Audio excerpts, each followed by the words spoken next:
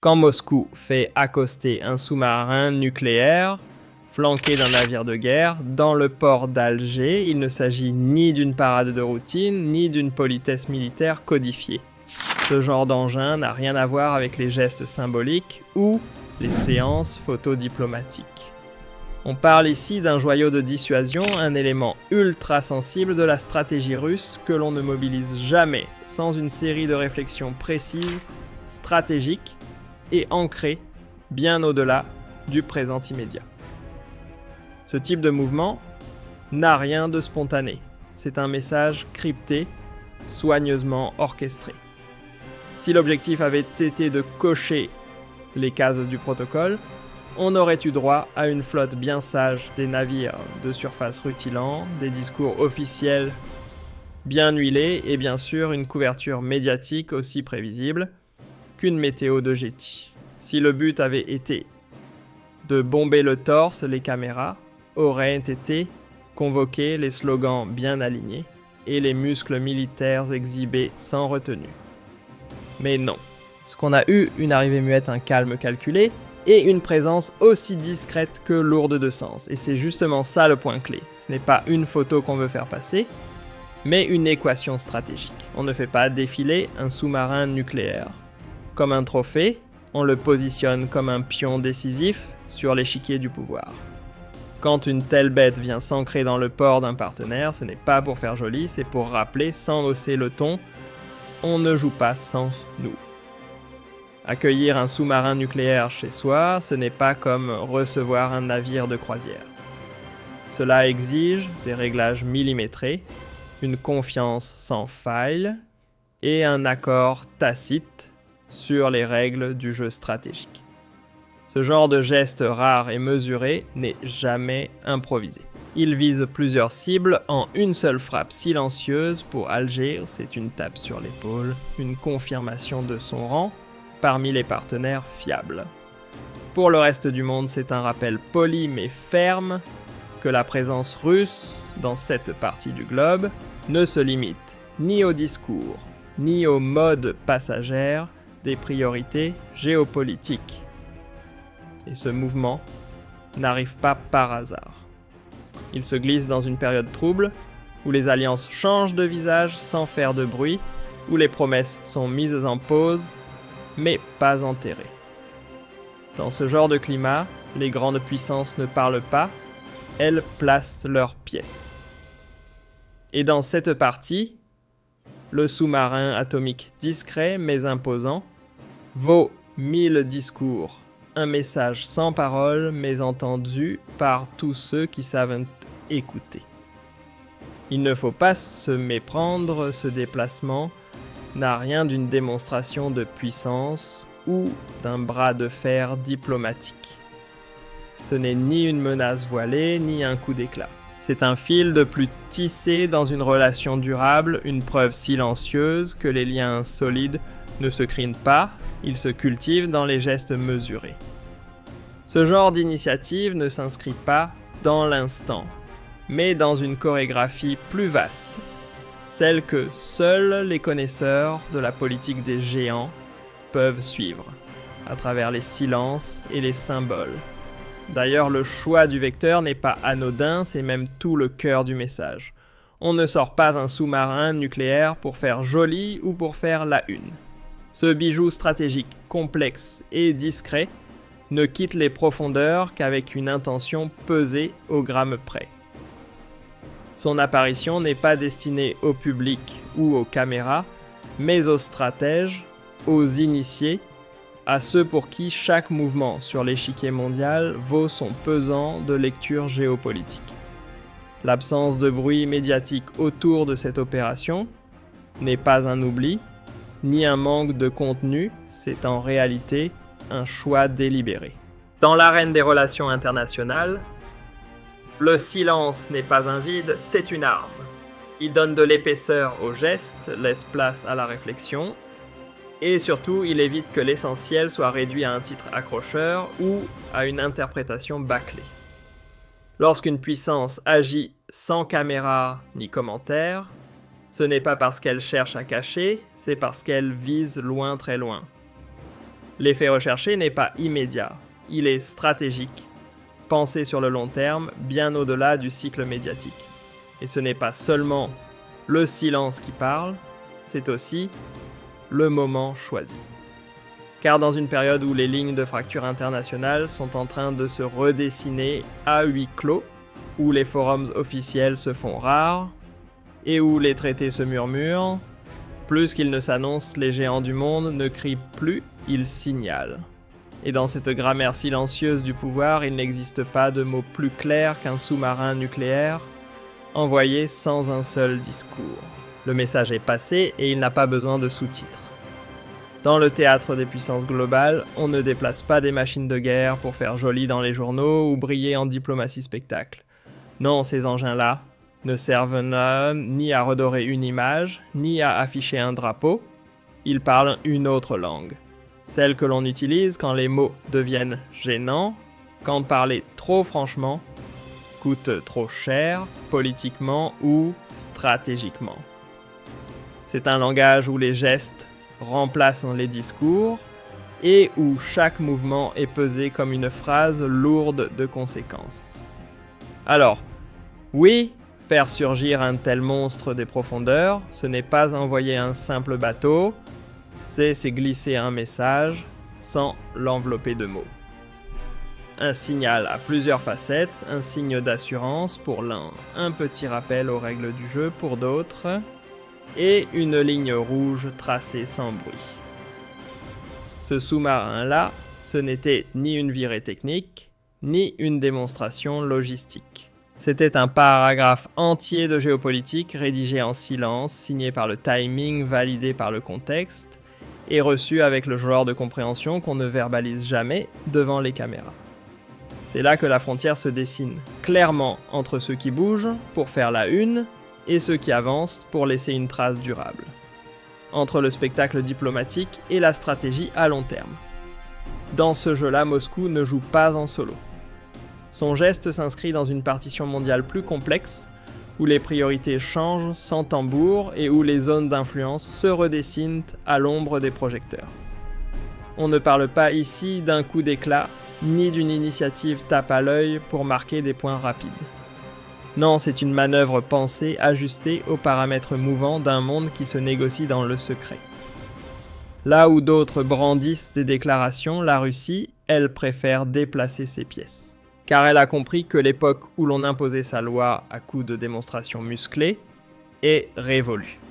Aujourd'hui, ce qui est attendu d'une puissance, ce n'est plus de foncer tête baissée, mais d'observer, de lire entre les lignes et d'entrer en scène, pile à l'instant où l'équilibre est prêt à basculer. Et Alger fait partie de ces carrefours silencieux. Non pas parce qu'on y entend des coups de feu, mais parce que c'est un point d'ancrage stratégique. Un vide ici serait trop risqué. Une ambiguïté encore plus. Vu sous un autre angle, ce que fait la Russie ne ressemble pas à une révolution de stratégie, mais plutôt à un réajustement de trajectoire. Pas question ici de tourner la page ou de démarrer un nouveau récit Moscou. Choisit de poursuivre son cap même quand les vents sont contraires. Et le message glissé dans cette constance est limpide. Changer l'ordre des priorités n'est pas synonyme d'abandon, et se concentrer sur un terrain chaud n'implique pas d'ignorer les autres, surtout pas ceux de la Méditerranée ou du continent africain. Ce positionnement s'exprime surtout dans la manière, pas dans le discours. Aucun slogan tapageur, aucun bras de fer verbal, aucune gesticulation politique. La Russie a choisi le calme stratégique. Elle sait que dans le climat actuel, toute déclaration trop appuyée pourrait être mal interprétée comme une provocation ou une alliance forcée. C'est pourquoi elle a préféré un signe subtil, suffisamment fort pour être compris par les initiés, mais suffisamment discret pour ne forcer personne à réagir sur la place publique. Un choix qui montre une lecture lucide de l'époque, une ère mouvante où ce sont les gestes calés sur les lignes de fracture du monde, et non les élans impulsifs qui font la vraie différence. Ce que l'on observe ici, ce n'est pas une impulsion soudaine, mais une réponse calculée à la recomposition silencieuse du pouvoir mondial. Dans un contexte où de nouvelles alliances se tissent, et où les conflits redessinent les cartes, ce qui compte, ce n'est pas de prendre l'initiative à tout prix, mais de sécuriser sa place autour de la table, surtout une fois que la poussière sera retombée. C'est pourquoi il ne faut pas voir cette manœuvre comme un coup isolé, mais comme une note bien placée dans une partition plus large. Une série d'ajustements discrets, destinés à garder l'équilibre intact, à éviter que l'influence ne s'effrite, et à rappeler que, malgré les tensions ou les priorités changeantes, Moscou pense toujours au long terme. Son regard dépasse le tumulte du présent. Et dans ce jeu d'équilibre, l'Algérie ne joue ni le rôle de figurant, ni celui de simple point de passage. Ce pays n'est pas une case sur la carte à cocher, ni une variable qu'on active puis oublie. Il est au centre du plateau, une pièce majeure dans la stabilité du Maghreb et du bassin méditerranéen. Et ce n'est pas un hasard. Par sa position géographique clé, son influence politique affirmée et sa capacité à décider sans tuteur l'Algérie est un acteur incontournable dans tout calcul sérieux sur la sécurité au sud de l'Europe. La Russie d'ailleurs ne la voit pas comme un client ou un simple partenaire technique, elle y reconnaît un pilier, un stabilisateur de long terme dans un monde en constante mutation. Du point de vue russe, la relation avec l'Algérie ne s'est pas construite sur un coup de tête ou un contexte politique éphémère. Elle repose sur une histoire longue, solide, tissée au fil des décennies, dans un climat de confiance stratégique et de coopération militaire constante. Ce n'est pas un pacte de circonstances, mais un lien institutionnalisé ancré dans la mémoire des appareils d'État. Ensuite, parlons de l'Algérie en tant que pilier géopolitique, ici pas de remplaçant évident. Les options dans la région sont soit trop alignées ailleurs, soit instables dans leur manière de décider. L'Algérie, elle tient son cap, et dans une région aussi mouvante, c'est une rareté précieuse. Mais surtout, c'est un État qui sait penser et agir par lui-même. Il ne se laisse pas aspirer par la logique des blocs figés, et c'est précisément cette indépendance de jugement qui le rend essentiel dans un monde où la polarisation ne laisse plus beaucoup de place aux nuances. Alors quand la Russie envoie un signal fort à Alger, il ne faut pas y voir un simple geste poli. C'est un pari. Un pari sur la fiabilité, sur la stabilité, sur un partenaire qui ne change pas de cap au moindre coup de vent. En clair, Moscou ne cherche pas une amitié passagère, elle mise sur l'endurance. Tebboune absent à Moscou, ce n'est ni un malaise diplomatique, ni une bouderie, ni encore moins un signe de désaccord glacial. C'est une décision mesurée, presque chirurgicale. L'Algérie n'a pas tourné le dos à son allié russe, elle a simplement compris que Moscou traverse une phase d'ajustement avec des priorités en pleine mutation et des pressions multiples qui rendent certains engagements, surtout les plus sensibles, difficiles à tenir à court terme. Dans ce contexte, Alger a préféré éviter de se placer dans une posture exigeante ou d'envoyer un signal public mal interprété. Elle n'a pas cherché à forcer la main, ni à enfermer la relation dans un cadre rigide. À la place, elle a choisi le silence stratégique, ne rien dire, ne rien faire, mais tout signifier. Une absence qui vaut parfois plus que 1000 gestes symboliques. Une patience tactique bien plus efficace qu'une course à l'image. Car non, il ne s'agit pas d'un éloignement. C'est une manière fine de ménager l'espace, de ne pas mettre son partenaire dans l'embarras et de laisser la porte entrouverte au bon moment.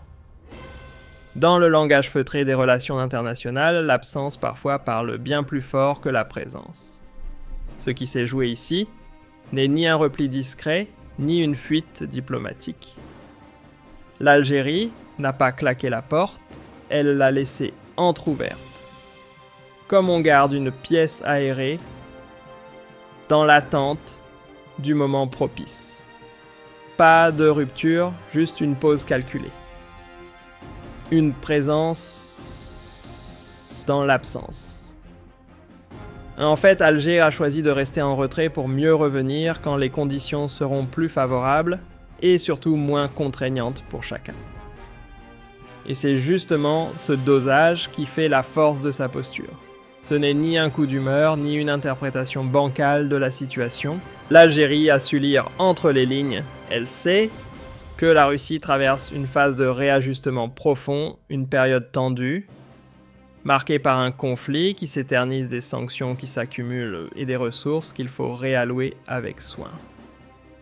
Face à un partenaire en turbulence, le silence n'est pas une absence de choix, c'est une forme de respect. Car dans ces temps incertains, il y a des engagements qui ne meurent pas, mais qui se figent dans l'entre-deux pas encore annulé, pas tout à fait concret non plus. Ils attendent leur heure dans une zone floue entre volonté et réalité. Et cela vaut doublement lorsqu'il s'agit de sujets ultra sensibles comme les transferts de technologies militaires, des décisions où chaque geste compte, et où la précipitation coûte plus cher que l'attente. L'Algérie ne s'est pas laissée piéger par la panique diplomatique. Très tôt, elle a saisi que la période actuelle ne se gérait pas avec les vieilles recettes. Au lieu de voir dans les reports un désengagement ou un signe de froid, elle y a vu le reflet d'un réalignement global, un moment qui demande calme, souplesse et une bonne dose de sang-froid. Pas le temps des ultimatums, encore moins des réactions théâtrales. Mais attention, rester patient ne veut pas dire rester immobile. L'Algérie n'a jamais mis son destin entre les mains d'un seul partenaire, peu importe l'histoire partagée ou le poids de la relation. Discrètement mais sûrement, elle a ouvert d'autres pistes, exploré de nouvelles options stratégiques, non pas pour punir, mais pour anticiper. Elle a préféré multiplier les leviers plutôt que de se retrouver coincée avec un seul. Et ce glissement, loin d'être un acte de rupture ou un coup médiatique, s'est fait dans une logique de finesse, garder ce qui fonctionne tout en créant des marges de manœuvre. L'Algérie ne rompt pas, elle élargit. Elle ne dramatise pas, elle ajuste. C'est du pragmatisme à l'état pur. L'Algérie suit une ligne de conduite claire, presque doctrinale. Ne jamais laisser un partenariat glisser vers la dépendance et surtout ne jamais arrimer la sécurité nationale au vent capricieux, du moment même quand ces vents semblent légitimes. Elle avance selon sa propre boussole, pas au rythme des tempêtes passagères. Elle a aussi bien saisi une règle non écrite, mais implacable. Plus on attend pour diversifier, plus on affaiblit sa capacité à peser dans la balance. Ceux qui cultivent leurs alternatives même dans l'ombre sont ceux qui négocient en position haute, même face à leurs alliés historiques. Ce n'est donc ni un repli face à Moscou, ni une prise de distance. C'est une orchestration discrète d'une période délicate. L'Algérie ne tourne pas le dos, elle adapte sa posture. Elle gère la transition avec doigté, en maintenant la confiance, en évitant les tensions inutiles et surtout en protégeant ses intérêts sans provoquer de rupture. Et c'est précisément grâce à cette finesse qu'elle parvient à enrichir ses options sans couper les liens, à attendre sans s'effacer et à garder un silence stratégique sans être reléguée dans l'ombre. Un art subtil, celui de rester au centre sans occuper la scène. L'arrivée remarquée de la Chine dans le jeu algérien. Ce n'est ni une provocation envers Moscou, ni un jeu de chaises musicales diplomatique. Il ne s'agit pas d'un remplacement, mais d'un renfort. En réalité, l'Algérie a simplement élargi son filet de sécurité, par précaution pour amortir les secousses d'un monde devenu trop instable. Ce n'est pas un défi lancé à quiconque, mais une assurance contre les pressions extérieures. Pékin, dans cette équation, n'a pas été utilisé comme levier contre la Russie, mais intégré comme une pièce complémentaire dans une stratégie de diversification bien pensée. Et cela, Moscou le sait très bien. Car l'Algérie ne fonctionne pas selon une logique du ou bien, mais selon un et aussi nuancé et équilibré. Résultat, la Russie ne se sent ni écartée, ni remplacée. Elle voit dans la présence chinoise un rôle additionnel, une forme de redistribution coopérative des cartes. Ce qui renforce paradoxalement la marge de manœuvre d'Alger, tout en consolidant la solidité des alliances au lieu de les fragiliser. Et dans ce ballet diplomatique, où chaque geste compte, l'envoi du sous-marin par Moscou vient sceller cette confiance mutuelle. Il ne s'agit pas simplement d'un engin militaire, c'est un symbole. Un gage de loyauté envoyé sans discours, mais qui en dit long. Un sous-marin nucléaire ne se balade pas pour faire joli, ni pour alimenter les albums photos de la diplomatie. Ce n'est pas un outil de communication, encore moins une carte postale géopolitique.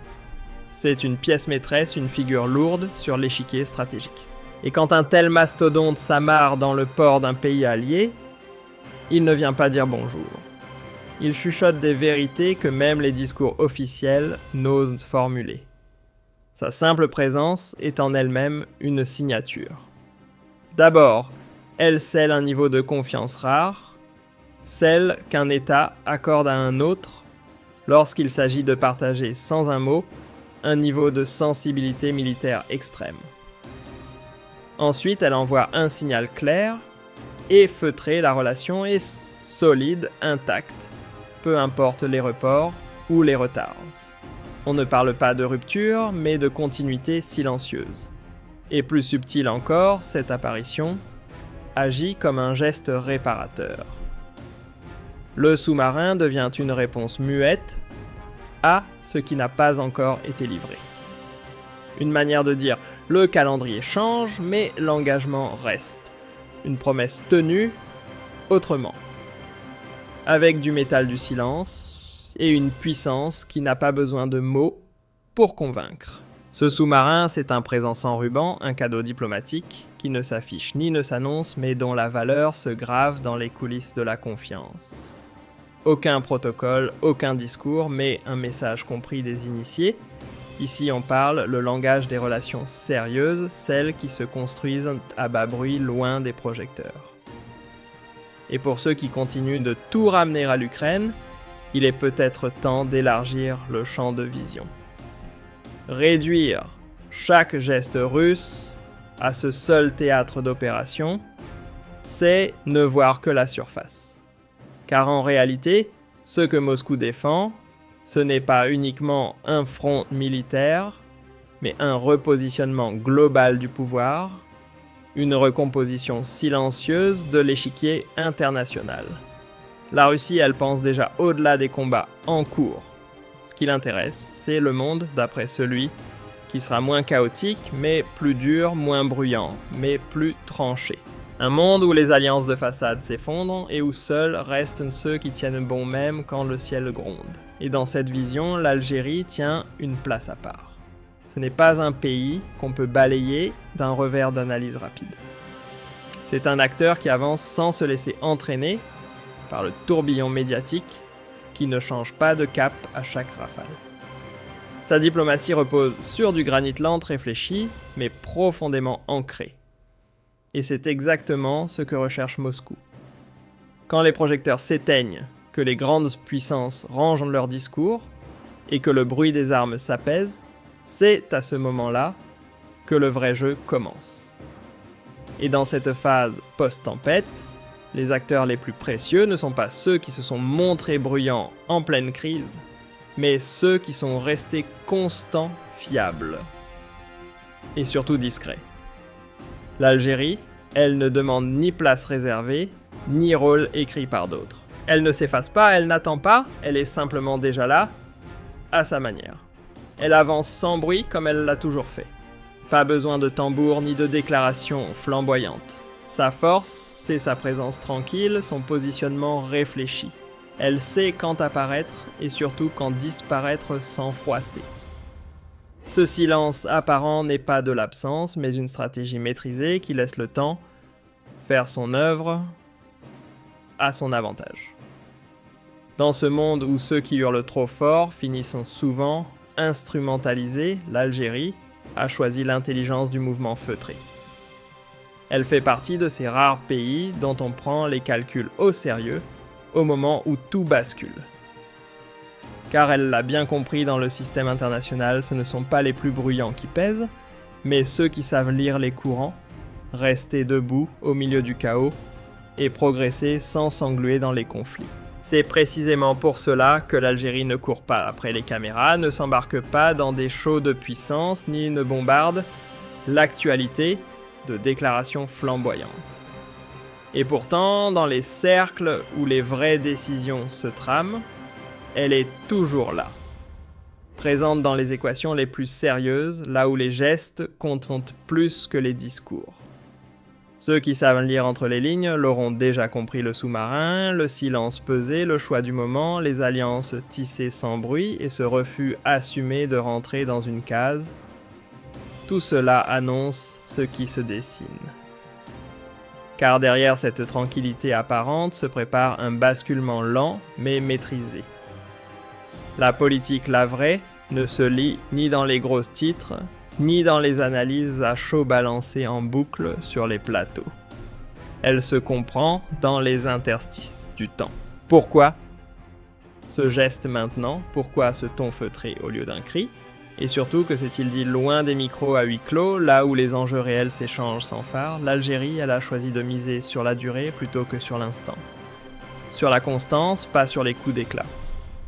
Sur la mémoire des faits, pas sur les émotions du moment. C'est une méthode qui semble austère pour ceux qui cherchent du spectaculaire. Mais dans un monde où l'imprévisible règne, c'est sans doute le pari le plus intelligent: avancer lentement mais éviter de chuter. Voilà pourquoi ces mouvements, loin de paraître flous ou contradictoires, dessinent en réalité un fil conducteur limpide. Ce sont des choix posés progressifs, jamais brutaux. À chaque pas, on sent une volonté de ne pas fermer de porte, mais au contraire d'en garder plusieurs entr'ouvertes. Une stratégie patiente presque organique qui préfère l'adaptation à la précipitation. Ce qui vient ensuite, probablement pas un feu d'artifice diplomatique. Il ne faut pas s'attendre à des sommets spectaculaires ou à des slogans martelés devant les caméras. Non. Ce sera plus subtil ici, une entente discrète, rendue publique sans tambour. Là, un partenariat reporté sans drame. Ailleurs, un projet qui démarre sans éclat, mais avec constance. Des évolutions silencieuses mais solides. Et pendant que certains attendront un Big Bang géopolitique, convaincus qu'il ne se passe rien tant qu'on n'en parle pas, les vraies mutations, elles auront lieu dans l'ombre. Invisibles d'abord, jusqu'à ce qu'elles s'imposent comme une évidence. C'est pourquoi suivre ce genre d'analyse n'a rien d'un caprice d'intellectuel. C'est même l'une des rares manières de saisir ce que la politique est réellement: un art de l'anticipation et de la nuance, bien loin du bruit des gros titres et des raccourcis médiatiques. Si vous êtes de ceux qui préfèrent capter ce qui n'est pas dit, décoder les gestes plutôt que survoler les slogans et suivre le tempo politique comme une partition en évolution constante plutôt qu'un feu d'artifice isolé, alors cette chaîne est ta zone d'atterrissage.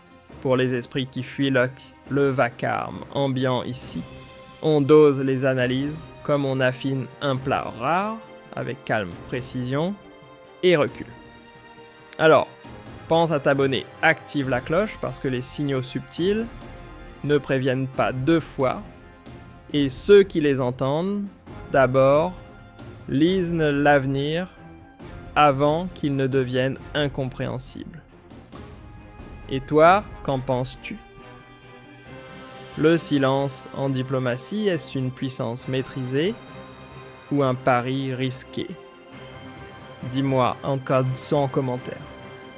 Parce que demain, seuls ceux qui ont su écouter aujourd'hui sauront ce qui s'est vraiment joué en coulisses.